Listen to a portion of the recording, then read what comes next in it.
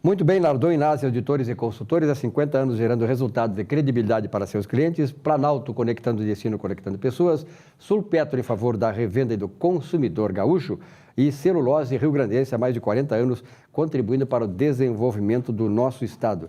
E aí, Lília, como é que tá? Essa semana não te vi, tu andava por onde, guria? Sim, essa semana tá bastante corrida, né? Graças a Deus a gente está com vários cursos, inclusive no Vale dos Sinos, 22 e 23, iniciando a turma 3 na finaleira aí do ano de coaching. E também estamos, né, em Santiago. Tá mais magra, né? Eu tô vendo assim que tu tá mais magra também. Já, tu come muito, mas... eu não tenho o privilégio, não moro em Porto Alegre, então não tenho o privilégio de ter elevador no meu prédio, né? Eu moro no 5º andar e tenho que subir a pé. E não tem elevador? Não temos. Mas não é então, obrigado Porto Alegre é privilegiado, mas é Porto Alegre, né? São Leopoldo não temos. Não tem essa obrigação de ter elevador no 5º andar? Pelo menos não tenho na minha casa. É um prédio novo. Mas vamos tomar providência, né, Cassiano? É lei municipal. Lei municipal. Tomar providência, né? Academia grátis, da casa né? é um caso, como se diz. Agora, são prédios assim que são para jovens, né? Porque eu hoje acho que é até bom. Para jovens. Então, ali certamente não vai ter velhos. Meu pai se beneficia também, ele tem que subir e descer. Pois é, então aqueles que ainda conseguem, né, de certa maneira até isso ajuda, né? Porque é obrigado a se... mas nem sempre isso aí realmente... Tanto é que agora... Com o aumento da longevidade, quantidade né? da longevidade, isso pode ser prejudicial. Até porque a lei dos bancos é minha, quando não tem caixa para receber embaixo, o banco tem que ter elevador. Ou seja, anteriormente não tinha elevador, e essa lei que é minha, que eu ganhei até um mérito em Brasília, foi uma experiência na Praça 15, onde eu estava lá, naquela época, não era nem vereador, e via as pessoas de idade com imensa dificuldade, gestantes, né, pessoas com problemas físicos, não podiam subir. Então aí eu criei essa lei que obrigava os bancos, obriga os bancos a atender no andar térreo quando não tem elevador. E que também favorece as pessoas cadeirantes, sem dúvida, né? Sem dúvida. Eu acho que realmente no Brasil nós estamos avançando em muitas coisas. O problema todo é que a lei de acessibilidade é muito jovem, muito Exatamente. nova. Não tem 10 anos. A questão que eu acho, assim, nós temos leis boas, leis perfeitas até. O problema é o nosso comportamento cultural de não obedecer às leis, né? Então, nós temos que mudar isso aí. A lei está aí para ser cumprida. Se nós não cumprimos a lei, nós não temos como conviver em sociedade. Então, esse é o princípio da civilização, e sobretudo a civilização ocidental, de origem judaico-cristã, que nos trouxe esses valores da obediência. Silvio, o que nós temos que ter cuidado é o exagero de leis. Exatamente. Se fizer uma revisão, Lília, nas casas parlamentares, como Câmara de Vereadores, Assembleia e Câmara Federal, numa revisão de leis, vai ver que a maioria é inaplicável, não são aplicadas, não são regulamentadas e, portanto, elas congestionam. São leis demagógicas, muitas delas também, exatamente. Né? Então, tem que ter muito cuidado, porque não é a quantidade de leis que significa um maior controle ou obediência às leis. Por exemplo, assim, eu raramente sou multado. Às vezes eu sou multado porque inadvertidamente tu vem de 60 km, daqui a pouco é 30, e tu não consegue muitas vezes visualizar que a sinalização é muito deficiente também. Mas, por exemplo, a questão de velocidade. Eu pratico a velocidade determinada pela lei. Então, tem muitas pessoas que... Eu acho que a EPTC tem que ser reformulada, reestruturada, enfim. Mas ela também tem esse objetivo, essa função de multar aqueles que desobedecem à lei. Então, eu não tenho esse problema, não fico irritado se tem agente da EPTC atrás de árvore, tá? Porque eles estão cumprindo ali a função deles. Quer dizer, se eu desobedecer, eu vou ser punido. Então, essa história, eu acho que o Brasil precisa fazer uma grande revolução comportamental. A cultura da desobediência tem que desaparecer. Como o Cassiano disse, claro, tem leis que muitas se sobrepõem umas às outras sem ainda aplicabilidade nenhuma, outras sequer foram regulamentadas, não tem também aplicabilidade, enfim. Exato. Mas, Cassiano, o assunto da semana passada, né, diz respeito à prisão do Eduardo Cunha, ex-presidente da Câmara, todo poderoso, com milhões e milhões nas contas.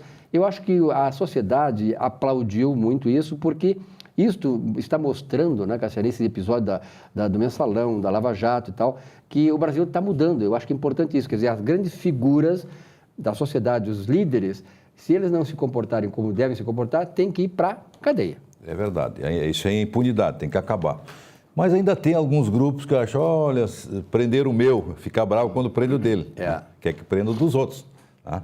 Mas a lei é para todos, ela não pode ser especificamente um partido X ou Y. Tá? Então tem que ter muito cuidado. Se nós queremos realmente limpar o Brasil, ter uma política mais séria, ter menos impunidade, nós precisamos entender que todos estão sujeitos às leis. Tá? E nós falamos de leis anteriores, aí sobre outras questões. Nós estamos falando de leis, geralmente, de comportamento, né? De idoneidade, de moral, de ética, enfim, tudo aquilo que compõe a cultura que tu falaste do brasileiro. As leis são para isso, para serem cumpridas. E quando nós estamos num momento da vida brasileira, onde nós precisamos fazer uma limpeza, uma purificação, tá? Sem ideologia, tá? Porque se nós levar para ideologia, nós não vamos chegar a lugar nenhum. Alguém se joga para a esquerda ou alguém se joga para a direita. Estão nos extremos. Já falamos disso aqui. Eu não estou nos extremos. Tá? Até porque quando se joga para os extremos, vem o radicalismo. E eu acho que o radicalismo no Brasil é, ó, eu estou aqui, eu defendo o meu. Eu estou lá, eu defendo o meu. E assim vai. Então, esta demonstração do Ministério Público, da Polícia Federal, de que todos são iguais perante a lei, naturalmente, se o Cunha vai ficar uma semana, 15 dias, mas está claro que ele fez alguma coisa de ruim para o Brasil. E, naturalmente, nesse momento, essa purificação da política brasileira, e tu tocaste um ponto importante, nem Fernando Henrique, nem Lula fez essas reformas. Nós temos que ser sinceros, temos que falar. E chegou o momento de fazer. Quem sabe um presidente que não tem um objetivo maior, mais à frente, agora com mais liberdade, sabendo da crise nacional, né, começa a fazer essas reformas da Previdência, bancária, precisa fazer, política, previdenciária e assim por diante. Nós precisamos atacar essas questões. E o Congresso parece que está propício nesse momento. Isso é bem importante. Né? O juro já começa a baixar, a confiança começa a ser adquirida. É uma coisa devagar. Quem sabe no final do ano, né, os nossos empresários, o comércio, que é a sustentação, Lília, tu é do interior, eu também sou, né? O comércio, na maioria das cidades do Brasil, é o comércio que segura as pontas.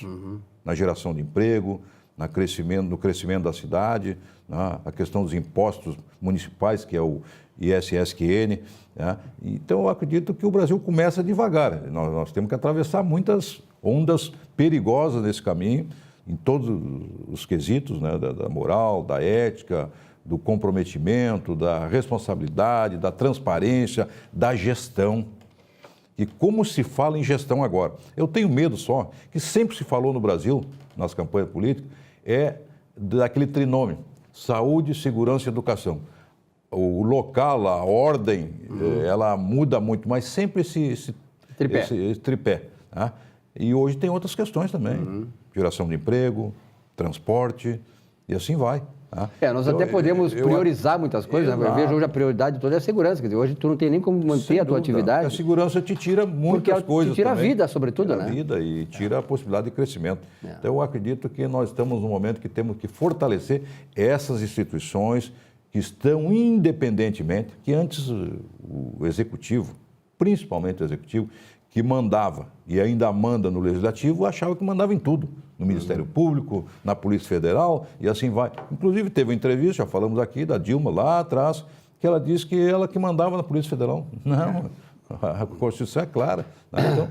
Então, nesse aspecto que eu entendo que a mudança é muito bem-vinda e a impunidade tem que ser banida do país para dar um respeito e todos acreditarem que o Brasil é viável. Esse fato aí da ex-presidente dizer isso é um resquício da ideologia radical que nós temos aqui. Ou seja, a minha ideologia é a que serve. Como é que eu vou dizer que a minha ideologia é a que o povo quer? Se tu pegar a história das civilizações, querem falar em direita e esquerda, vamos falar qual é a direita ou a esquerda que mais trouxe bem-estar para maior número de pessoas, gerou riqueza, empregos? Quem foi? A esquerda ou a direita? Duvido que alguém venha aqui dizer que foi a esquerda. Pega os exemplos: Cuba, Coreia do Norte, União Soviética, mais lá, o Pol Pot lá daqueles paizinhos baixos, lá que não tem nada, mas que são exemplo de ditadura. Então, a ditadura de esquerda nunca fez bem, e nem a direita. Agora, só que entre essas duas coisas... Aí a França agora, sim, é o berço da esquerda, está quebrada. Está quebrado, total. Tem mendigo na rua. É verdade. Está quase igual a nós. Então não adianta a ideologia, como eu digo, não enche barriga.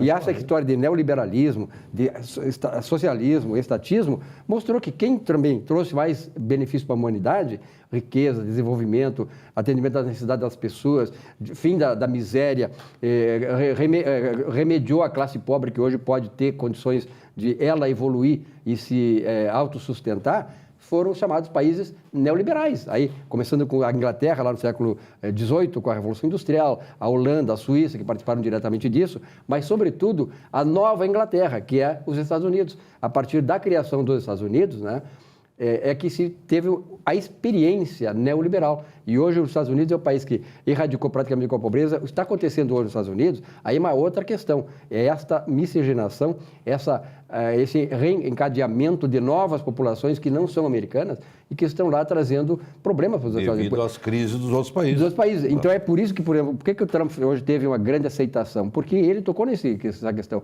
Eu não estou entrando aqui no mérito de que os países devam ou não, como a Alemanha, que a Alemanha que é nazista, hoje a Alemanha é o país que mais aceita, né, os refugiados e faz bem a Alemanha. Só que a Alemanha tem muito mais condições que os Estados Unidos, por incrível que pareça. Isso, o que está dizendo não quer dizer que, sendo de direita e de esquerda, ele é radical. Ele pode ser radical. Exatamente. Mas hoje a abertura maior, quem está segurando os pontos são esses países que não são de esquerda, né, que estão em crescimento e estão abrindo, às vezes. Então, por que o Trump está, como tu disse aí? Porque ele fala para dentro do país uma linguagem que aquele americano quer ver, que é ter um país com tranquilidade e segurança. Exatamente. Então, esse povo também está assustado. O que está acontecendo na França e em outros países da Europa, ele não quer, o seu povo não quer que venha para dentro dos Estados Unidos, porque é uma potência.